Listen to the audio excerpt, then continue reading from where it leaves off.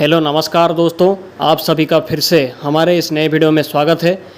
तो आज यहाँ पे चर्चा करेंगे आने वाले 5 दिनों में देश भर में कहाँ पर कैसी बारिश की एक्टिविटी देखने को मिलेगी। इसके साथ अगले 15 दिनों में देश भर में बारिश का माहौल कैसा रह सकता है। इसके साथ बंगाल की खाड़ी में एक सिस्टम का फॉर्मेशन होने वाला है 5 तारीख के आसपास में, उसकी वजह से कहाँ पर कैसी बारिश रहेगी और जीएफएस मॉडल अगले 15 दिनों में किस तरह की कंडीशन दिखा रहा है, उसके बारे में भी चर्चा करेंगे पूरे डिटेल में। तो वीडियो को पहले लाइक कर दीजिए, अगर चैनल को आपने अभी तक भी सब्सक्राइब नहीं किया तो सब्सक्राइब जरूर कर लीजिए। अब चलिए वीडियो पर आते हैं।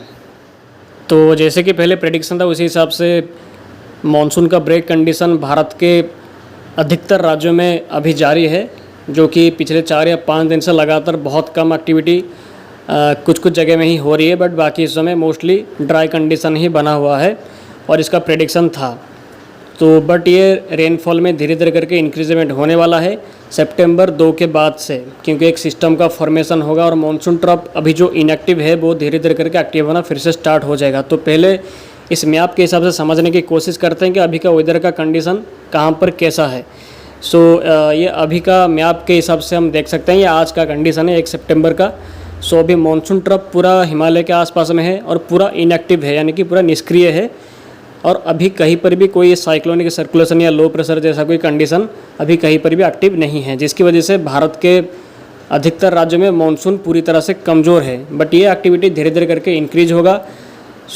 एक सिस्टम का फॉर्मेशन करेगा। तो मैं आपको अगला मैप में समझाने की कोशिश करता हूँ। तो ये जो मैप अब हम देखेंगे, तो ये जो मैप है ये 4 सितंबर से लेकर 10 सितंबर तक का ये फोरकास्ट है, यानी कि ये प्रेडिक्शन है, ऐसा हो सकता है कंडीशन। इसमें हम देखेंगे तो ये मानसून ट्रफ जो है वो धीरे धीरे करके दक्षिण की ओर आना स्टार्ट करेगा।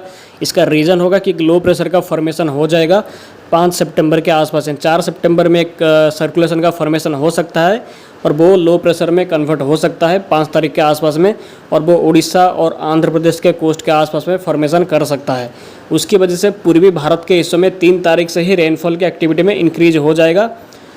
अगले 5 दिनों में हमें बारिश की एक्टिविटी जो देखने को मिलेगी वो आसाम के साथ मेघालय के हिस्सों में, नागालैंड, मणिपुर, मिजोरम, त्रिपुरा के साथ, सिक्किम के हिस्सों में, उड़ीसा, अंडमान निकोबार आइलैंड के साथ, वेस्ट बंगाल, उत्तराखंड के साथ, पूर्वी मध्य प्रदेश, इसके साथ विदर्भ से लेकर बिहार, झारखंड के साथ, छत्तीसगढ़, मध्य प्रदेश, मध्य महाराष्ट्र से लेकर मराठवाड़ा, जो तेलंगाना से लेकर तमिलनाडु, पुडुचेरी, कराईकाल, केरला से लेकर कर्नाटक और लक्षद्वीप के भागों में आपको बारिश की एक्टिविटी के साथ थंडरस्टॉर्म, लाइटनिंग जैसी कंडीशन देखने को मिलेगी। कुछ कुछ जगह में भारी बारिश भी आपको देखने को मिलेगी अगले 5 दिनों में, यानी कि 1 सितंबर से लेकर 5 सितंबर के बीच में।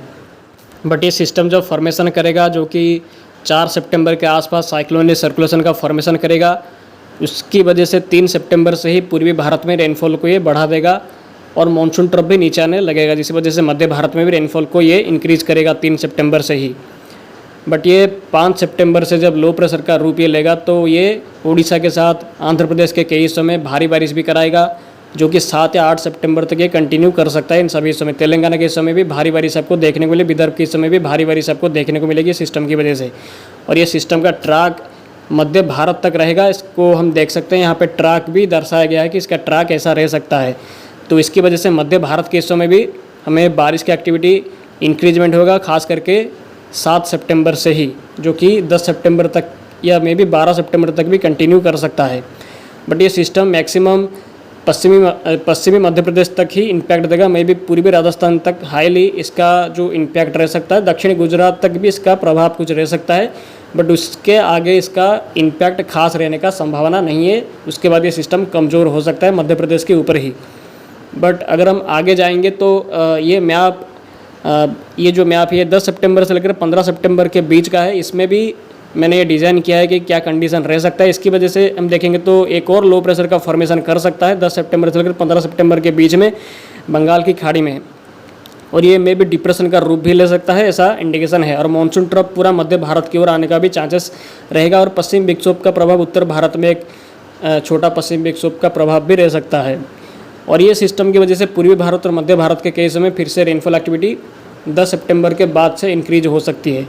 बट ये सिस्टम जो फॉर्मेशन करेगा 12 या 13 सितंबर के आसपास, इसके बारे में अभी कोई सियोरिटी नहीं है। इसका इंटेंसिटी ट्रैक कहाँ रहेगा इसके बारे में अभी कोई सियोरिटी नहीं है, बट हाँ ये सिस्टम स्ट्रॉन्ग हो सकता है सितंबर महीने का।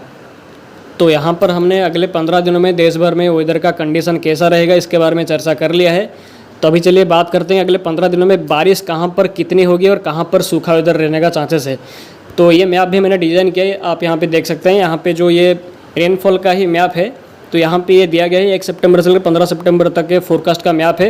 यानी कि यहाँ पर हम देख सकते हैं कि बारिश कहाँ पर अगले 15 दिनों में ज़्यादा से ज़्यादा रह सकती है। तो यहाँ पे हम देखेंगे तो ये जो उड़ीसा के साथ जो तेलंगाना और जो मध्य प्रदेश का और छत्तीसगढ़ के भागों में, और तेलंगाना के साथ हैदराबाद के भागों में और विदर्भ के भागों में जो बारिश की एक्टिविटी वो काफ़ी अच्छी दिखाई दे रही है।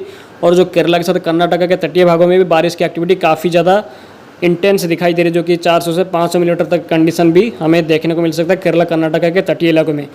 और आंध्र प्रदेश के साथ जो दक्षिणी उड़ीसा के हिस्सों में और छत्तीसगढ़ के दक्षिणी भागों में और इसके आर्जोइंग पार्ट में भी भारी से अति भारी बारिश अगले 15 दिनों में दिखाई दे रही है। बट सही हिस्सों में आपको मॉडरेट टू हेवी रेनफॉल कुछ कुछ जगह में ही रहेगी, बट ज़्यादा कोई खास एक्टिविटी होने का चांसेस नहीं है। और इस टाइम के बीच में अंडमान निकोबार आइलैंड पे भी आपको काफ़ी ज़्यादा अच्छी बारिश की कंडीशन देखने को मिलेगी। बट अगर हम देखेंगे तो ये जो राजस्थान का पश्चिमी भाग है और पंजाब का कुछ हिस्सा हो गया, इसके साथ गुजरात के उत्तरी भागों में भी देखेंगे तो पाकिस्तान के हिस्सों में भी जो बारिश है वो बिल्कुल ना के बराबर है। मतलब यहाँ पर कोई वेदर में खास चेंजेस होने का संभावना अभी के हिसाब से तो दिखाई नहीं दे रही है, जो कि कंटिन्यू में भी ऐसा सूखा वेदर यहाँ पे लगातार देखने को मिल सकता है अगले 15 दिनों तक भी।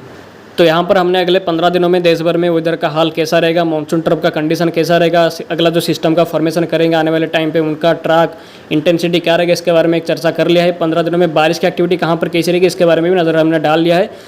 तो ऐसे ही लगातार अगले वीडियो पे भी चर्चा करेंगे। जो सिस्टम का जो फॉर्मेशन करेगा उसमें कोई बदलाव अगर होता है तो मैं आपको इन्फॉर्मेशन करने की कोशिश पूरी की पूरी करूँगा। तो इस वीडियो पे इतना ही, मिलते हैं अगले वीडियो पे। आप सभी का बहुत बहुत धन्यवाद वीडियो में आखिर तक बने रहने के लिए। आप सभी का दिन शुभ हो।